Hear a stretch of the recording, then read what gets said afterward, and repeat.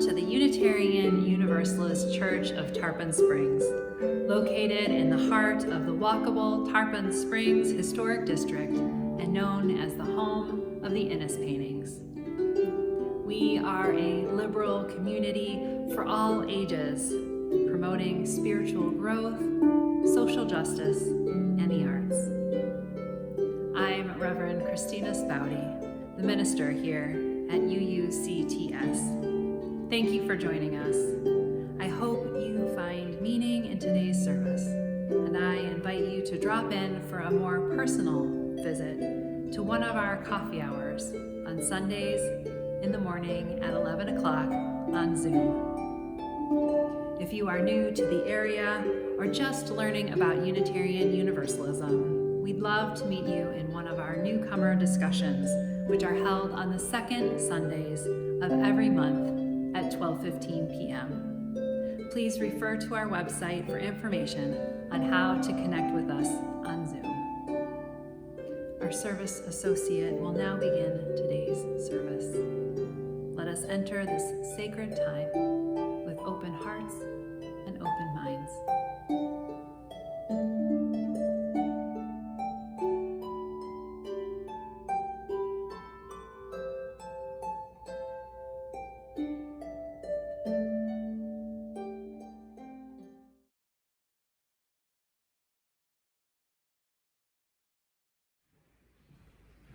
Hi, my name is Judy Pickett. I'm new to your congregation and you have welcomed me with open arms, so I'd like to welcome you to this service. If this is your first time here, or your 101st time here, we are glad you are here. If you carry the weight of the weary world on your shoulders, or you entered through the doors with a song in your heart and a skip in your step, we are glad you are here. If you are the loudest voice in the town square or the subtle hand behind the scenes, we welcome you here. If you have failed once or 1,000 times, we're glad you're here. If you sing like angels or mumble behind the hymnal, we're glad you're here. This community is what it is because of your presence. So welcome. Welcome into this space of love, support, justice, compassion, fellowship, and worship.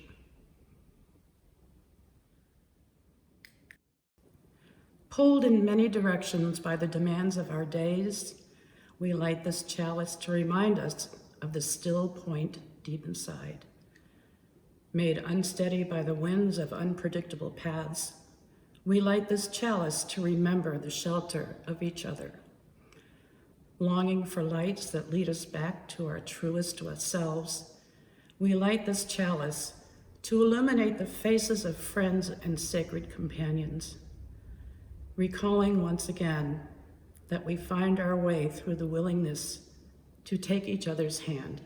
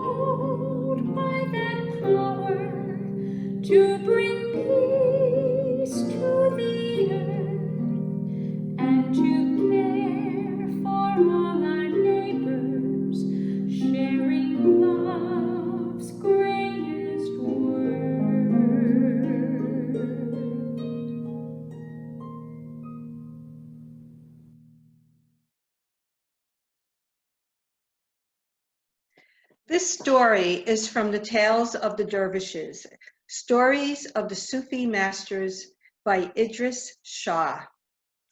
A stream, from its source in far-off mountains, passing through every kind and description of countryside, at last reached the sands of the desert. Just as it had crossed every other barrier, the stream tried to cross this one. But it found that as fast as it ran into the sand, its waters disappeared. It was convinced, however, that its destiny was to cross this desert, and yet there was no way. Now, a hidden voice coming from the desert itself whispered, "The wind crosses the desert, and so can the stream." The stream objected that it was dashing itself against the sand and only getting absorbed, that the wind could fly, and this was why it could cross a desert. By hurtling in your own accustomed way, you cannot get across. You will either disappear or become a marsh. You must allow the wind to carry you over to your destination. But how could this happen? By allowing yourself to be absorbed in this wind. The idea was not acceptable to the stream. After all, it had never been absorbed before. It did not want to lose its individuality. And once having lost it, how was one to know that it could ever be regained? The wind, said the sand, performs this function. It takes up water, carries it over the desert, and then lets it fall again. Falling as rain, the water again becomes a river. How can I know that this is true? It is so, and if you do not believe it, you cannot become more than a quagmire. And even that could take many, many years, and it certainly is not the same as a stream. But can I not remain the same stream that I am today? You cannot, in either case, remain so, the whisper said. Your essential part is carried away and forms a stream again. You are called what you are even today because you do not know which part of you is the essential one. When she heard this, certain echoes began to arise in the thoughts of the stream. Dimly, she remembered a state in which she, or some part of her, was it, had been held in the arms of a wind. She also remembered, or did she, that this was the real thing, not necessarily the obvious thing to do. And the stream raised her vapor into the welcoming arms of the wind, which gently and easily bore it upwards and along, letting it fall softly as soon as they reached the roof of a mountain many, many miles away. And because she had had her doubts, the stream was able to remember and record more strongly in her mind the details of the experience. She reflected, yes, now I have learned my true identity. The stream was learning, but the sands whispered. We know because we see it happen day after day, and because we, the sands, extend from the riverside all the way to the mountain.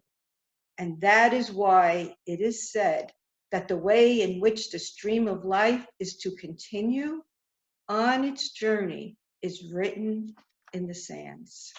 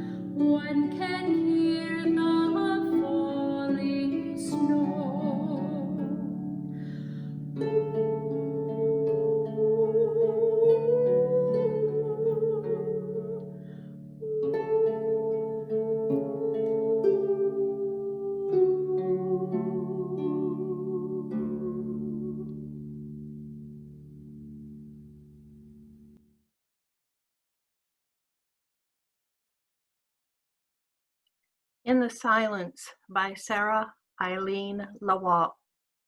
Spirit of life and love, in the silence, in the stillness, we hear the call of our own heart, its tender dreams, its sorrows and triumphs. In the silence, in the stillness, we hear whispers of days gone by, of dreams still becoming, the promise of a future. We celebrate together our individual journeys and dreams, and our collective ones, knowing the journey is so much richer with others to share in it.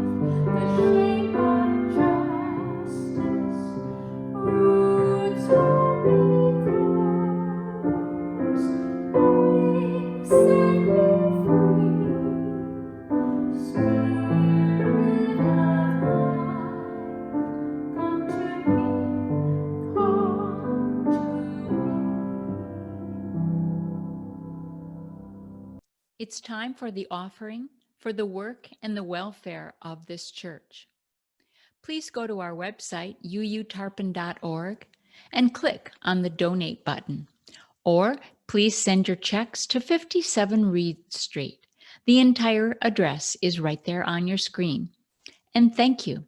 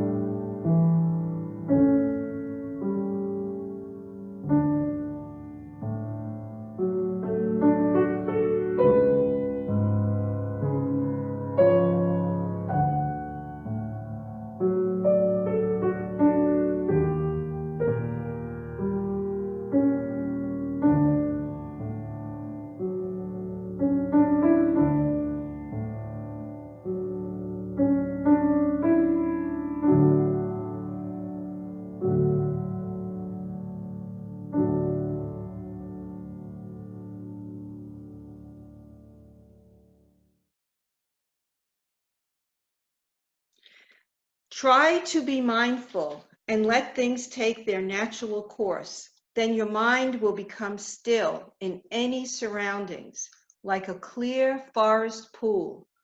All kinds of wonderful, rare animals will come to drink at the pool, and you will clearly see the nature of all things. You will see many strange and wonderful things come and go, but you will be still. This is the happiness of the Buddha. These words are from Ajahn Chah, who was a Buddhist meditation master. What is stillness?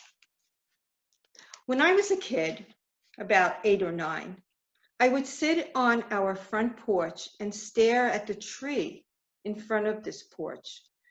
I would sit here all alone at different times of the day and night and enter what it felt like the quiet of the tree. It was amazing, and I believe my first conscious experience of stillness. And it was transforming because it was an experience that I could not define or explain. Not as a 9-year-old, but I never forgot it. And many times I have said to Dimitri, I want a house with a porch. And I would think a tree. Recently, how many times have I heard the words, I can't wait for 2020 to be over? I certainly have had that same thought. At times, I feel like I am living an alternate reality. And there are times, actually, I feel okay about this new reality. After all, I have less responsibility for doing. And yet, there is an underlying disturbance I feel inside. What is clear, however, is that I am more in touch with my internal world. And although one would think it's the external world that I want to get off of, in actuality, it's the internal one. This is the one I would like to step away from. Most of my life, I have been seeking truth. Although honestly, I have no idea what that means. And I've either been racing towards that goal or racing away from it. However, sometimes I just relax and stop reaching and racing. The theme this month is stillness. In Stillness Speaks, Eckhart Tolle says, stillness is where creativity and solutions to problems are found. And yet, I am really still. I am like a whirling dervish. My mind races with all kinds of thoughts, most of it just chatter. My body is never still. I once had an acupuncturist who very frustratingly said to me, "Do you ever stop moving?" But there are moments, even with all the movement, I touch that still space. And in that moment, something changes, something happens.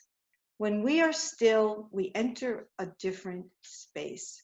As Achin Shah says, when you are still, all kinds of wonderful, rare animals will come to drink at the pool, and you will clearly see the nature of all things.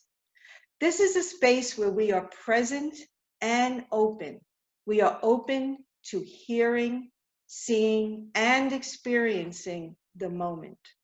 In stillness, we can hear our hearts speak. The pandemic makes it difficult now to deny loss. Loss of people, loss of our way of life, loss of our health, loss of our financial security, and ultimately our death. There is at least one point in each day where sadness just washes through me. It just pops in and then out. When I am still and look into this sadness, I can see clearly how everything is changing and is in constant motion. And if I just allow it to be as it is, I am okay. This is the gift of stillness. When I thought of the title of the message today, Stop the World, I Want to Get Off, it wasn't about this physical world, but rather the internal chattering world that I have created. I really don't need the porch or the tree. This was just simply a means to reach that still, quiet, otherworldly space. If I can just allow it. I think Linda has said it all. Anyway, I'm going to make the assumption that we were asked to convey this message, to share it, because we have been hosting the mindfulness meditation program for the last 4 or 5 years. I honestly don't remember how long. But we are really so indebted to that group that is shared from their heart, just so openly and been available. And also to the UU Church for really sponsoring it all this time. So this meditation stuff has something to do with stillness. However, the dominant culture is not that invested in your stillness. The economics are that you should be moving, consuming, getting, spending. And we have become so conditioned to not being still or being quiet that when it happens, we are often uncomfortable. There was a study in 2014 at the University of Virginia where the participants were asked to spend 6 to 15 minutes alone in a room with no external stimuli, except for a buzzer, which gave a small electric shock. Well, the results were shocking. 67% of the participants shocked themselves. One fellow shocked himself 190 times. So there is some kind of discomfort with this whole thing of being still and quiet. Yet what I'd like to focus on today is just that, stillness, quietness, its relationship to meditation, and its relationship to a wholesome life.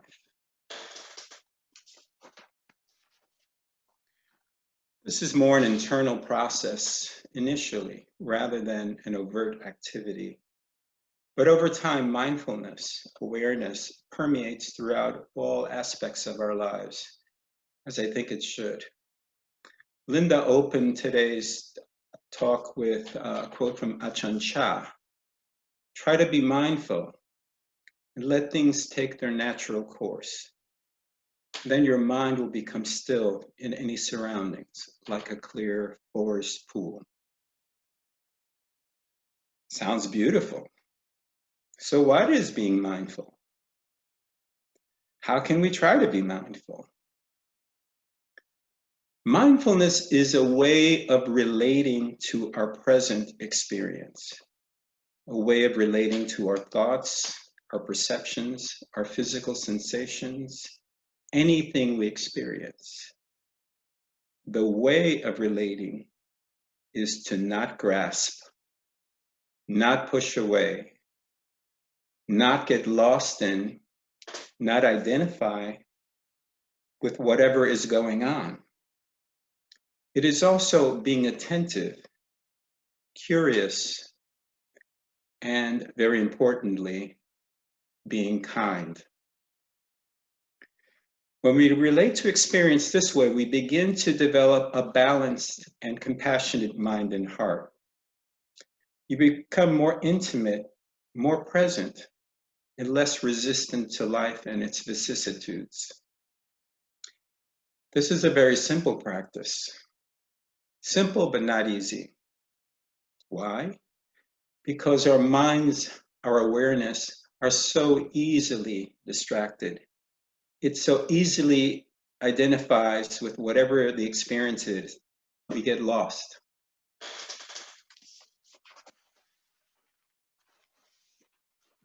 We especially get lost in our thinking and evaluating our experience.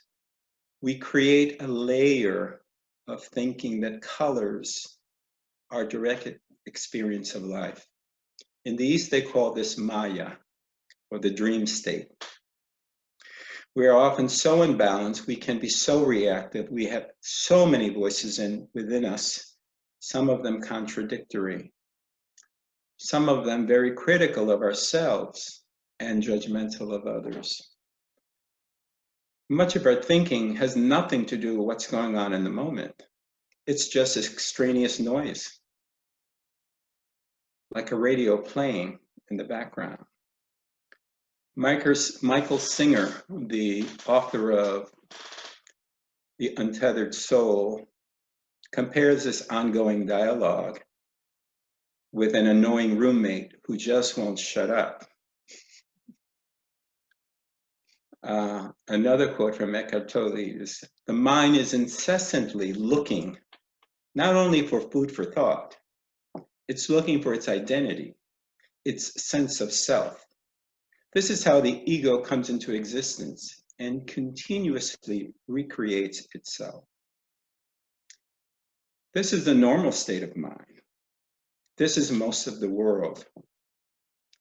Perhaps this is why a part of us yearns for stillness and quiet, to experience some relief. Sometimes we stumble into stillness. We see a sunset, a beautiful bird. We listen to a piece of music. We're like Linda sitting on the porch looking at a tree. Or we experience it when we engage in a particular activity that focuses our attention, brings different parts of ourselves together. And that internal dialogue, that annoying roommate, recedes into the background or disappears momentarily. You're in the flow. It's very soothing and healing. There's a feeling of well-being. Almost all spiritual traditions have some method, some way of cultivating this stillness, presence, awareness. You see it in contemplative prayer, in the whirling dervishes, in Hindu mantras, Jewish mysticism, and a variety of Buddhist meditations. So how can we develop this more? Well, I'm going to suggest two different paths that kind of complement each other. One is training the mind, and the other is nourishing the heart, developing the heart, the aspects of ourselves that are loving, kind, and compassionate. So let's start with training the mind. I think for a lot of people not going to be meditators, but what you can do, and we do this anyway, is just watch the mind. You know, sometimes moments where we just notice what's going on. We have those moments that like, I can't get that song out of my head. Well, who's saying that? Somebody is. It's not the thought. So there's an opportunity to kind of watch the mind, and watch that stream of thought going by. Or when you have a quiet moment, you can sit and just listen to the sounds that are going on. To birds outside, squirrels, animals, sounds in the house, refrigerator running, whatever. Just notice that for a moment. And then notice the silence behind that. Another teacher says that everything is swimming in silence. So there are ways of kind of engaging this very gently. Silence and stillness are very close. Thinking is constantly changing, but awareness is always present. Awareness is still and silent. Tolle writes, when you lose touch with the inner stillness, you lose touch with yourself. When you lose touch with yourself, you lose yourself in the world.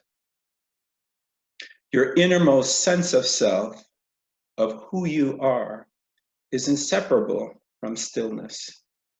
This is the I am that is deeper than name and form. So simply training the mind, being present, being mindful, alert, noticing what is going on in a non-judgmental way, pulls you out of the dream state. It changes the way of how you relate to your life. It changes the patterns of mind that often go on unconsciously. When your mind drifts off, simply and kindly bring it back to now. In this way, you learn to accept the present moment. Each moment is new, a fresh moment. It was never here before and will never be here again. The second path, which complements, is developing the heart. Sweetening the heart is what I call it. And that is really intentionally learning to love yourself more and more and other beings. There are many ways of doing this. One, basically having a core of compassion and kindness and generosity towards yourself and other beings. And the other is really practicing a meditation called loving kindness, which is very simple and anyone can do and has nothing to do with any denominations. Simply repeating in your heart space whatever words resonate for you, with the idea, the intention to open your heart more and more. And each moment you repeat the phrase, you're present, you're not drifting off and doing this automatically. And the words can be simply, may I be healthy, may I be happy, may I be filled with loving kindness, may I have ease of well-being.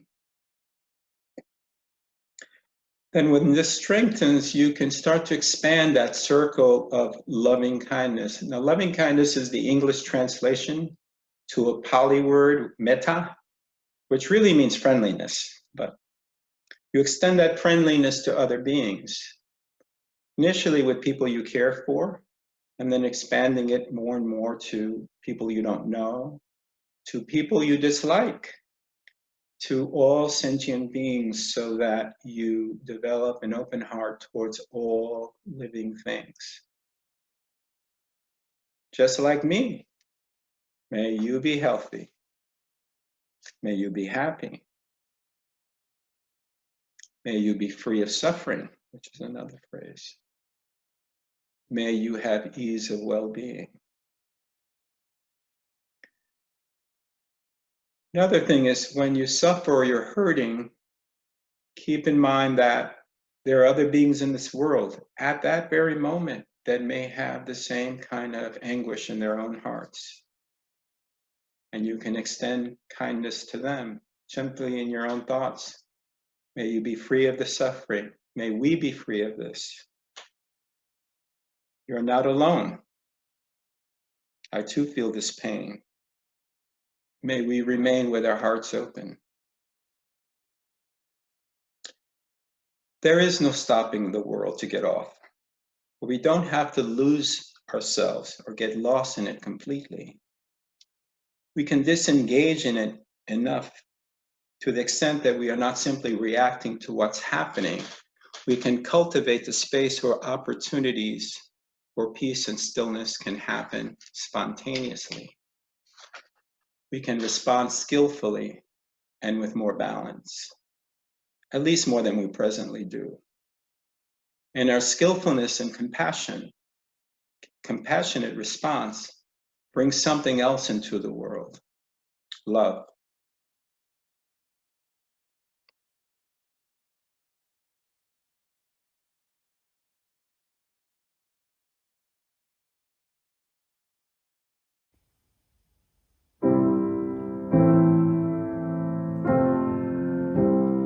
When I breathe in, I'll breathe in peace. When I breathe out, I'll breathe out love. When I breathe in, I'll breathe in peace. When I breathe out, I'll breathe out love.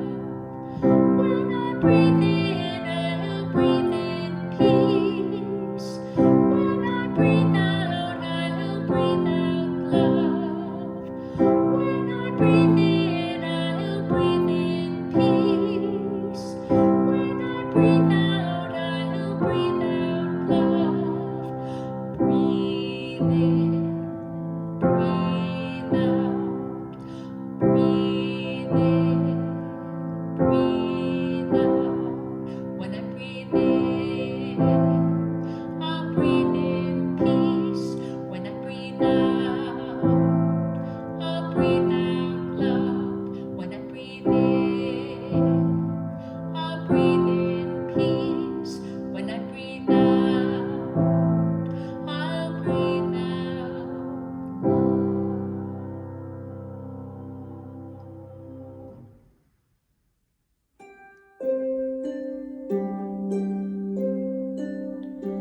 Go now in peace, go now in peace.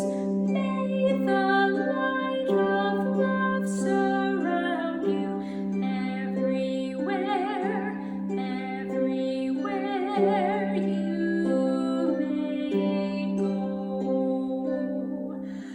Go now in peace, go now in peace.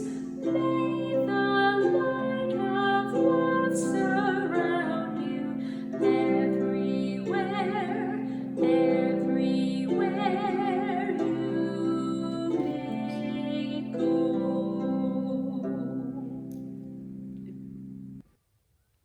I hope that you have found meaning in today's service. Please join our coffee hour any Sunday at 11 o'clock a.m. for friendly conversation. Again, if you are new to the area or to Unitarian Universalism, we'd love to meet you in one of our newcomer discussions, which are held on the second Sundays of every month at 12:15. You can refer to our website for information on how to connect with us on Zoom. We look forward to meeting you.